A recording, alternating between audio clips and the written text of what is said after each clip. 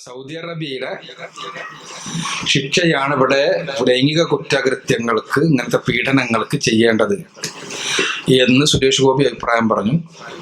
അപ്പൊ അതായിട്ട് ബന്ധപ്പെട്ട ചർച്ചകളിലെല്ലാം വരുന്നത് ഇസ്ലാമിക ശിക്ഷാ സമ്പ്രദായങ്ങൾ ഭീകരമാണ് എന്നുള്ളതാണ്. യഥാർത്ഥത്തിൽ പുതിയ കാലഘട്ടത്തിൽ ക്രിമിനോളജിയുമായി ബന്ധപ്പെട്ട ആളുകളെല്ലാം പറയുന്നത് ആധുനിക ജനാധിപത്യ രൂപത്തിലുള്ള ശിക്ഷകളാണ് നടപ്പാക്കേണ്ടത് എന്നാണ്. അത് തമ്മിലുള്ളൊരു താരതമ്യമാണ് ആവശ്യപ്പെട്ടിട്ടുള്ളത്. യഥാർത്ഥത്തിൽ അതിൻ്റെ ഒരു വസ്തുത എന്ന് പറഞ്ഞാൽ കുറ്റകൃത്യങ്ങൾ ഇല്ലാതെയാവുക എന്നുള്ളത് ഇപ്പോഴത്തെ ആ ജനാധിപത്യ ശിക്ഷാ സമ്പ്രദായം അനുസരിച്ച് ഒരിക്കലും ഉണ്ടാവില്ല. അതൊരു സത്യമാണെന്ന് നമ്മുടെ നാടെല്ലാം തന്നെ തെളിവാണല്ലോ അല്ലെ. ഇപ്പൊ വേറെ അങ്ങോട്ടും പോകണ്ടല്ലോ, നമ്മുടെ നാട്ടിൽ തന്നെ തെളിവാണ്. കാരണം എന്താന്ന് വെച്ചാൽ കുറ്റം ചെയ്തയാൾ ജയിലിൽ പോകുന്നു, അയാൾ ജാമ്യം എടുക്കുന്നു, പിന്നെ നാട്ടിലങ്ങനെ നടക്കുന്നു. പിന്നെന്താ പ്രശ്നം? പിന്നെ ഒരു പ്രശ്നമില്ല, അയാൾ എപ്പോഴെങ്കിലും എല്ലാം ജയിലിൽ പോകുന്നു. ആ ജയിലിൽ അതിനെക്കാളും സുഖം അയാൾക്ക്, നാട്ടിൽ അതിനെക്കാട്ടി സുഖം. ഗോവിന്ദച്ചാമിനെ പറ്റി പറയലുണ്ട്, ആള് ഭിക്ഷ യാചിച്ച് ജീവിച്ചിരുന്ന ഒരു മനുഷ്യനാണ്. അയാൾക്ക് ആകെ ഗോവിന്ദച്ചാമിക്ക് ആകെ ഒരു നേരം ഭക്ഷണം ഉണ്ടായിരുന്നുള്ളൂ, ഇപ്പൊ 4 നേരം ഭക്ഷണമാണ്. പിന്നെ അയാള് പീഡിപ്പിച്ചതിന്, ആ പെണ്ണിനെ കൊന്നതിന് അയാൾക്ക് ലാഭമാണ്. വേറെന്താ? ശരിക്കും പറഞ്ഞാൽ ഈ ശിക്ഷാരീതി കൊണ്ട് ഒരു കാര്യമില്ല. ശിക്ഷ എന്ന് പറയുന്ന സംഭവം അത് 3 ലക്ഷ്യങ്ങൾ ഉണ്ടാകും. ഏത് ശിക്ഷക്കാണെങ്കിൽ ആ ശിക്ഷക്ക് 3 ലക്ഷ്യങ്ങൾ ഉണ്ടാകണം. 3 കാര്യങ്ങളാണ് ശിക്ഷക്ക് ഉണ്ടാകുന്നത്. ഒന്ന്, കുറ്റവാളിക്ക് പശ്ചാത്താപം ഉണ്ടാക്കുന്ന രൂപത്തിലുള്ളതാകണം ശിക്ഷ. അഥവാ അയാൾ ചെയ്ത തെറ്റിന് ശിക്ഷ അതിന് തുല്യമായ ഒരു ശിക്ഷയായിരിക്കണം കിട്ടേണ്ടത് എന്നുള്ള അർത്ഥം. 2, കുറ്റം കൊണ്ട് പ്രയാസം അനുഭവപ്പെടുന്ന ആളുകൾക്ക് സമാധാനം ഉണ്ടാകുന്നതാകണം. 3, സമൂഹത്തിൽ ആ കുറ്റം ആവർത്തിക്കപ്പെടാത്ത രൂപത്തിൽ ഉള്ള ഒരു സാഹചര്യം സൃഷ്ടിക്കുന്നതാകണം. ഇത് 3 ഇസ്ലാമിക ശിക്ഷ വഴി ഉണ്ടാകുന്നു. അതേസമയം മറ്റേത് വഴി യാതൊന്നും ഈ 3 പോയിട്ട് ഒറ്റൊന്നും ഉണ്ടാവണില്ല. ഇവിടെ ആധുനികർ എന്ന് പറയുന്ന ആളുകൾ, ഹ്യൂമൻ റൈറ്റ്സിന്റെ ആളുകളാണെന്ന് പറയുന്ന ആളുകൾ എപ്പോഴും നിൽക്കുക കുറ്റവാളിയുടെ പക്ഷത്താണ്.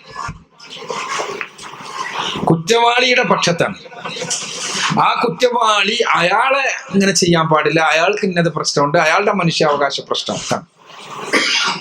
യഥാർത്ഥത്തിൽ ഇസ്ലാം നിൽക്കുന്നത് കുറ്റം കൊണ്ട് പ്രയാസപ്പെടുന്നവരുടെ പക്ഷത്താണ്. അതാണ് രണ്ടും തമ്മിലുള്ള വ്യത്യാസം. കുറ്റം കൊണ്ട് പ്രയാസപ്പെടുന്നവരുടെ പക്ഷത്താണ്. ഞാൻ നേരത്തെ പറഞ്ഞല്ലോ, ഇവര് തന്നെ പറയണത് ഇപ്പൊ സൗദി അറേബ്യയിലെ നിയമത്തെ കുറിച്ച് വളരെ വലിയ ആരോപണം എന്താന്ന് വെച്ചാൽ, പ്രത്യേകിച്ച് ലൈംഗിക കുറ്റകൃത്യങ്ങൾക്ക്, ഇതിന് റേപ്പിന്, പീഡനത്തിന്, ബലാത്സംഗത്തിന് അതിന്റെ കൃത്യമായ ശിക്ഷയെ കുറിച്ച് പറഞ്ഞിട്ടില്ല. 1, ശരീഅത്തനുസരിച്ച് ബലാത്സംഗത്തിന് കൃത്യമായ ശിക്ഷ പറഞ്ഞിട്ടില്ല.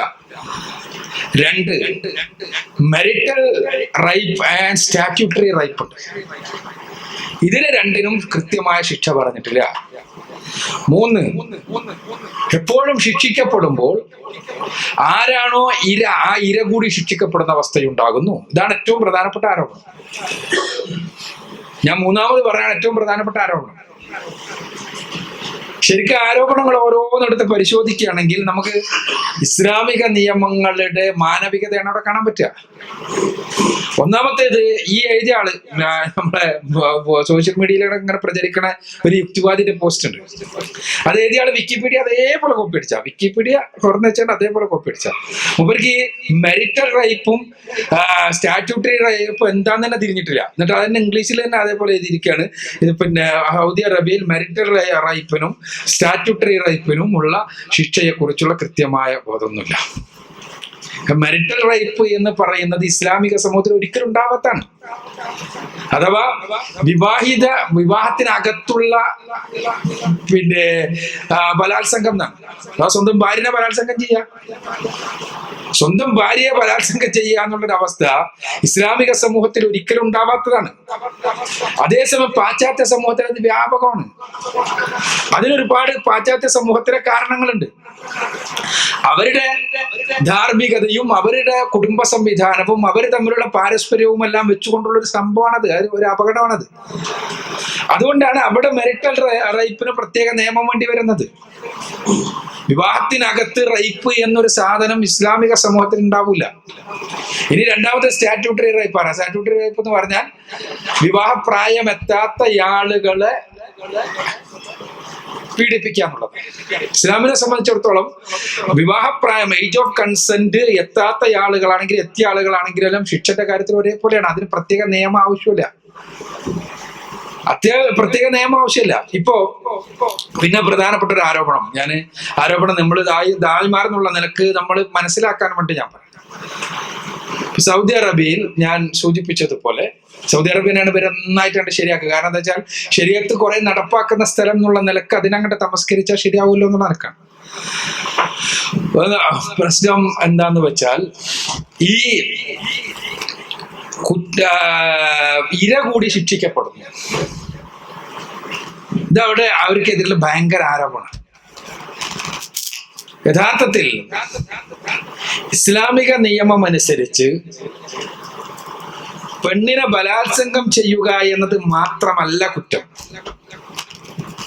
വ്യഭിചാരം കുറ്റമാണ്. പാശ്ചാത്യ നിയമം അനുസരിച്ച്, ജനാധിപത്യ നിയമങ്ങൾ അനുസരിച്ച് വ്യഭിചാരം കുറ്റമല്ല. ആണും പെണ്ണും ഇഷ്ടപ്പെട്ടുകൊണ്ട് രണ്ടുപേരും ശാരീരികമായി ബന്ധപ്പെടുന്നത് വിവാഹത്തിലൂടെ അല്ലെങ്കിൽ ഇസ്ലാമിൽ തെറ്റാണ്, കുറ്റമാണ്, ശിക്ഷ കിട്ടുന്ന കുറ്റമാണ്.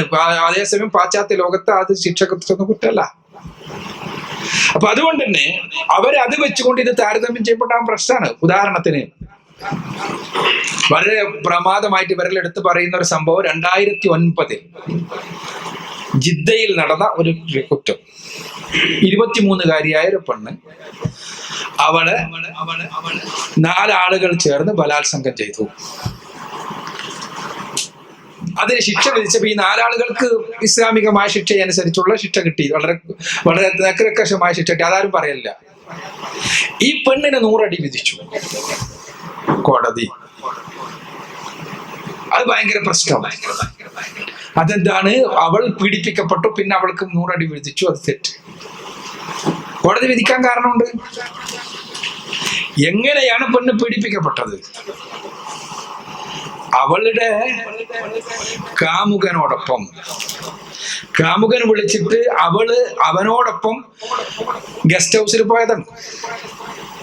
അങ്ങനെ ഗസ്റ്റ് ഹൗസിൽ പോയിട്ട് അവര് തമ്മിൽ ശാരീരികമായി ബന്ധപ്പെട്ടതിന് ശേഷം, അവർ രണ്ടുപേരും തൃപ്തിയോടുകൂടി ബന്ധപ്പെട്ടതിന് ശേഷം, കാരണം അവളുടെ കാമുകനാണ് അവൻ ചതിയനായിരുന്നു, അവന്റെ കൂടെ 4 ആൾക്കാർ വേറെ ഉണ്ടായിരുന്നു. അവൻ ബന്ധപ്പെട്ടതിന് ശേഷം അവന്റെ സ്നേഹിതന്മാർക്കും കൂടി അവൻ വിട്ടുകൊടുത്തു. ഇവള് തന്നെ കോടതിയിൽ വന്നിട്ട് ഈ കാര്യം പറഞ്ഞു. പറയുമ്പോൾ സ്വാഭാവികമായും ഇസ്ലാമിക നിയമം അനുസരിച്ച് അവൾ കൂടി ഉൾപ്പെട്ട, അവൾ കൂടി തൃപ്തിയോടുകൂടി സമ്മതിച്ചുകൊണ്ട് അവളുടെ കാമുകനുമായി ശാരീരിക ബന്ധം നടത്തി. അപ്പൊ അതിന് വ്യഭിചാരത്തിന്റെ ശിക്ഷ ഉണ്ടാകും.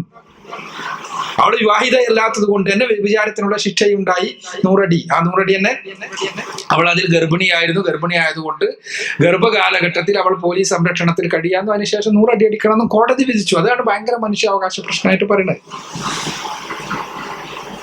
മറ്റൊരു സംഭവം, വളരെ വലിയ ഒരു കേസ് 2006 ഖത്തീഫ് പീഡന കേസാണ്.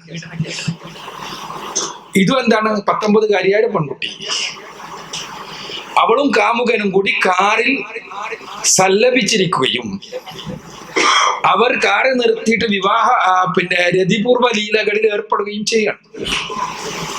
അങ്ങനെ തന്നെയാണ് അതിലെ കേസ് ഡയറി. അതുകൊണ്ടാണ് ഞാൻ അങ്ങനെ തന്നെ പറയുന്നത്. അവര് അങ്ങനെ ഈ സമയത്ത് ആരൊക്കെയോ ഇത് കണ്ടപ്പോ ഒരു കൂട്ടം യുവാക്കൾ വളഞ്ഞു. വളഞ്ഞിട്ട് ഇവളെ ഇവനെ മർദ്ദിക്കുകയും ഇവളെ ബലാത്സംഗം ചെയ്യുകയും ചെയ്തു. ആ ബലാത്സംഗം ചെയ്ത ആളുകൾക്കെല്ലാം ഇസ്ലാമികമായ ശക്തമായ നിയമങ്ങളുണ്ടായി. സാധാരണ വിവാഹിതനാണ് ഒരാളെങ്കിൽ വ്യഭിചരിച്ചു കഴിഞ്ഞാൽ എന്താണ് ശിക്ഷ? 100 അടിയാണ് പരസ്യമായി. ഇവർക്ക് കോടതി വിധിച്ചത് 1000 അടിയാണ്. പരസ്യമായി മുക്കാലിയെ കെട്ടിയിട്ട് ചാട്ടവാറ് കൊണ്ട് 1000 അടി അടിക്കാനാണ് കോടതി വെച്ചത്. അവർക്കെല്ലാം കിട്ടി. പക്ഷെ ഈ പെണ്ണിന് 80 അടി വിധിച്ചു കോടതി. പെണ്ണിന് 80 അടി വിധിക്കാൻ കാരണം തീർച്ചയായും പെണ്ണ് കോടതിയിൽ വന്നിട്ട് സാക്ഷ്യം പറയാണ്. ഇവരെ എതിരിൽ പെണ്ണ് സാക്ഷ്യം പറയുമ്പോൾ പറയണത് എന്താ വെച്ചാൽ, ഞാന് എന്റെ കാമുകൻ അയാളിങ്ങനെ ഫോൺ ചെയ്തപ്പോൾ ഞാൻ ഇറങ്ങിച്ചെന്ന് അങ്ങനെ ഞങ്ങൾ കാറിലിരുന്നു, ഇന്നും കാര്യങ്ങൾ ചെയ്തു. ആ കാര്യങ്ങൾ ചെയ്യുമ്പോൾ ആണ് ഇവർ വന്നത്. അപ്പൊ കോടതിക്ക് ഇവൾ ചെയ്തത് ഇസ്ലാമിക നിയമം അനുസരിച്ച് വലിയ കുറ്റകൃത്യമാണ്. അതുകൊണ്ട് തന്നെ അവൾ തന്നെ സ്വയം സാക്ഷിയാണ്. ഇല്ലെങ്കിൽ 4 ആളുടെ സാക്ഷ്യം വേണം. അതേസമയം അവൾ തന്നെ സ്വയം സാക്ഷിയാകുന്ന സ്ഥിതിക്ക് 4 ആളുടെ സാക്ഷി ആവശ്യമില്ല. അപ്പൊ കോടതി അത് വിധിച്ചു. പക്ഷേ അവിടെ ഒരുപാട് ചർച്ചകൾ ഉണ്ടായി. അത് അവിടെ അനുവദിച്ചു. അതുകൊണ്ട് ഖത്തീഫ് കേസ് വളരെ വളരെ വളരെ പാശ്ചാത്യ മാധ്യമങ്ങളിലെ ഒരുപാട് ആഘോഷിച്ച കേസാണ്. അങ്ങനെ അന്ന് അബ്ദുള്ള രാജാവ് ഇടപെട്ടു. അബ്ദുള്ള രാജാവ് കോടതിയോടൊന്നും പരിശോധിക്കാൻ പറഞ്ഞു. കാരണം ഈ പെണ്ണ് തീർച്ചയായും അവൾ ശിക്ഷക്കർഹയാണ്. പക്ഷെ അവൾക്ക് ലഭിക്കേണ്ടതിലധികം ശിക്ഷ ഈ പുരുഷന്മാർ തന്നെ നൽകിയിട്ടുണ്ട്. അതുകൊണ്ട് തന്നെ ഈ ശിക്ഷയിൽ നിന്ന് അവളെ വിടുതൽ ചെയ്യുവാൻ മാർഗമുണ്ടോ എന്ന് കോടതിയോട് അന്വേഷിക്കുകയും അവസാനം അബ്ദുള്ള രാജാവിന്റെ കൂടി ദയ അനുസരിച്ച് അവളെ വെറുതെ ഇടുകയും ചെയ്തു. ഇതാണ് സംഭവം. ഇതെല്ലാമാണ് ഭയങ്കര സംഭവമായിട്ട് എടുത്ത് പറയുന്നത്. മറ്റൊരു സംഗതി ഹാമിദി എന്ന് പറയുന്ന ഒരു പ്രസംഗകൻ, അയാള് തന്റെ 5 വയസ്സുള്ള പെൺകുട്ടി, ആ പെൺകുട്ടിയെ പീഡിപ്പിച്ചു കൊന്നു. സൗദി അറേബ്യയിൽ ഉണ്ടായതാണ് 2013. അയാൾ പീഡിപ്പിച്ചു കൊന്നപ്പോ ഇവർ പറയുന്നത് എന്താ വെച്ചാൽ, അയാൾക്ക് കോടതി ശിക്ഷ നൽകിയില്ല, അയാളെ കോടതി വെറുതെ വിട്ടുന്നാണ്. അയാളെ കോടതി വെറുതെ വിട്ടുന്നായി പറഞ്ഞു കേട്ടാൽ അയാള് കോടതി ആൾക്കൊന്നും ചെയ്തിട്ടില്ല എന്ന് തോന്നുക. ഈ സംഭവം എന്താ വെച്ചാൽ, ഇയാളുടെ ആദ്യ ഭാര്യയുടെ കുട്ടിയാണ്. അയാൾ അവളെ ഒഴിവാക്കിയിട്ടുണ്ട്, വേറെ കല്യാണം കഴിച്ചിട്ടുണ്ട്. പക്ഷെ ഈ കുട്ടിയെ ഇയാൾ പീഡിപ്പിക്കാൻ തുടങ്ങി. പീഡനം എന്ന് പറഞ്ഞാൽ കേവലം ബലാത്സംഗമല്ല, 5 വയസ്സുള്ള കുട്ടിയാണ്. എല്ലാ നിലക്കുള്ള പീഡനങ്ങൾ. ആ പീഡനങ്ങളിൽ തീർച്ചയായും ബലാത്സംഗത്തെ പോലെയുള്ള കാര്യങ്ങളും ഉൾപ്പെട്ടിട്ടുണ്ട് എന്ന് കോടതി നിരീക്ഷിച്ചു. പക്ഷേ ഈ പീഡനങ്ങളുടെ ഫലമായി അവൾ കൊല്ലപ്പെട്ടപ്പോൾ ഒരുപാട് കുറ്റമാണ് അയാൾക്ക്. ഒന്നാമത്തെ കുറ്റം എന്താണ്? ഈ കുട്ടിയെ പീഡിപ്പിച്ചു എന്ന കുറ്റം. രണ്ടാമത്തെ കുറ്റം എന്താണ്? അവളെ കൊന്നു എന്ന കുറ്റം. പീഡിപ്പിച്ച കുറ്റത്തിന് കോടതി അയാൾക്ക് ശിക്ഷിച്ചത് 800 അടിയാണ്. പരസ്യമായി 800 അടി. അയാള് അഥവാ കൊല്ലുകയാണെങ്കിൽ, കൊന്നതിന് പകരമായി കൊല്ലുകയാണെങ്കിൽ, കൊല്ലുന്നതിന് മുൻപ് 800 അടി അടിച്ചതിന് ശേഷമാണ് കൊല്ലേണ്ടതെന്നാണ് കോടതി വിധിച്ചത്. അതേസമയം കൊന്നതിന് പകരം കൊല്ലുന്ന ഇസ്ലാമിക നിയമം എങ്ങനെയാണ്? ഇസ്ലാമിക നിയമം കോടതിക്ക് കൊല്ലാൻ പറയാനേ പറ്റുള്ളൂ. കൊലപാതകത്തിന് അല്ലെങ്കിൽ അയാളെ വധശിക്ഷക്ക് അർഹനാണ് എന്ന് പറയാനേ കോടതിക്ക് പറ്റുള്ളൂ. ആ വധശിക്ഷ നടപ്പാക്കണമോ വേണ്ടയോ എന്ന് തീരുമാനിക്കണത് ആരാണോ കൊല്ലപ്പെട്ടത് അവരുടെ അനന്തരാവകാശികളാണ്, അവരുടെ അടുത്ത ബന്ധുക്കളാണ്. അവർക്ക് ആവശ്യപ്പെടാം, ഒന്നുകിൽ കൊല്ലാം, അതല്ലെങ്കിൽ ബ്ലഡ് മണി ദിയ വാങ്ങിയിട്ട് പ്രായശ്ചിത്തം വാങ്ങിയിട്ട് വെറുതെ വിടാം. ഈ പെൺകുട്ടിയുടെ ഉമ്മ പറഞ്ഞത് ബ്ലഡ് മണിക്കാണ്. അങ്ങനെ കോടതി അവൾക്ക് ആ കുട്ടി ഈ 800 അടി കൂടാതെ 10 ലക്ഷം സൗദി റിയാൽ പ്രായശ്ചിത്തമായി നൽകാനും പറഞ്ഞു. അഥവാ 2 കോടിയോളം രൂപ ഇപ്പത്തരാവസ്ഥയിൽ 2 കോടിയോളം രൂപ ഈ പെൺകുട്ടിയുടെ മാതാവിന് കൊടുക്കും ചെയ്തു. 800 അടി പരസ്യമായി അടിക്കും ചെയ്തു. ശേഷം 10 കൊല്ലം ജയിലിലോട്ടാണ്. ഇതാണ് സംഭവം. പക്ഷെ ഇവരിങ്ങനെയാണ് പറയുന്നത് കേട്ടാൽ എന്താ തോന്നുക വെച്ചാൽ, ഒരു പ്രസംഗകനായതുകൊണ്ട് ആള് വെറുതെ വിട്ടു എന്നാണ്. അയാൾ വെറുതെ വിട്ടിട്ടില്ല, ആളിപ്പോഴും ജയിലിലാണ്. ഒരു ആമദിയാണ് അയാളുടെ പേര്.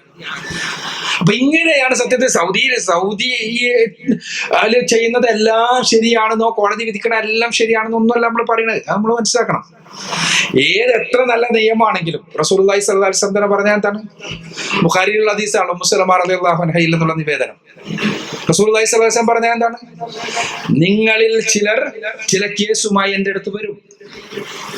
അങ്ങനെ വരുമ്പോ നിങ്ങളുടെ വൈഭവം കൊണ്ട് ചിലപ്പോൾ നിങ്ങൾ ആ വാഗ്വൈഭവമുള്ള ആളുകളാണ് ഇത് പറയുന്നത് ശരിയെന്ന് എനിക്ക് തോന്നും. ഞാൻ അവർക്ക് അനുകൂലമായി വിധിക്കും.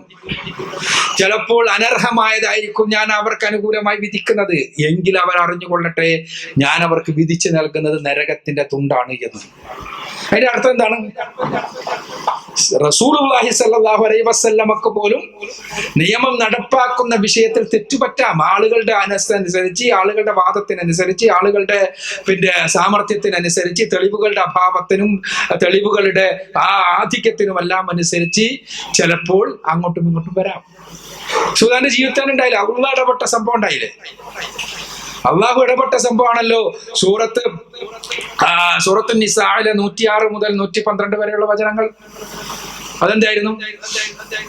ദാത്തുർ റിഖാഅ് യുദ്ധത്തിനോടനുബന്ധിച്ച് ആ യുദ്ധം കഴിഞ്ഞു വന്നപ്പോ ഒരു പടയങ്കി കാണാനില്ല. ആ പടയങ്കി കട്ടതെല്ലാരും അറിഞ്ഞപ്പോ കട്ടയാളുകൾക്ക് ഒരു മുനാഫിഖായിരുന്നു, മുസ്ലിമായി അറിയപ്പെടുന്ന ആളാണ് മുനാഫിഖ്.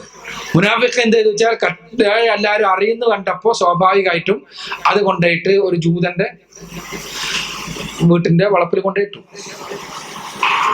അങ്ങനെ അയാൾ പ്രചരിപ്പിക്കാൻ തുടങ്ങി ഈ ജൂതനാണ് കട്ടത്.